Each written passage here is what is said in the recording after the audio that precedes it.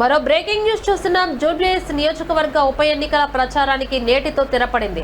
గత కొన్ని రోజులుగా హోరాహోరీగా సాగిన ప్రచార పర్వం కొద్దిసేపటి క్రితం ముగిసింది. ఎల్లుండి పోలింగ్ జరగనుండగా ఎన్నికల అధికారులు అన్ని ఏర్పాట్లు పూర్తి చేశారు.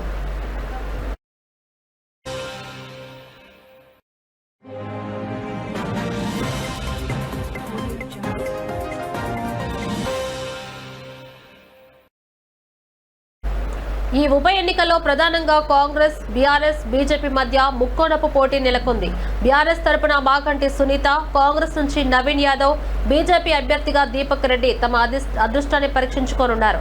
ఇక వీరితో పాటు మొత్తం 58 మంది అభ్యర్థులు బరిలో నిలిచారు. ప్రధాన పార్టీల నేతలంతా చివరి రోజు వరకు విస్తృతంగా ప్రచారం నిర్వహించి ఓటర్లను ప్రసన్నం చేసుకునే ప్రయత్నం చేశారు.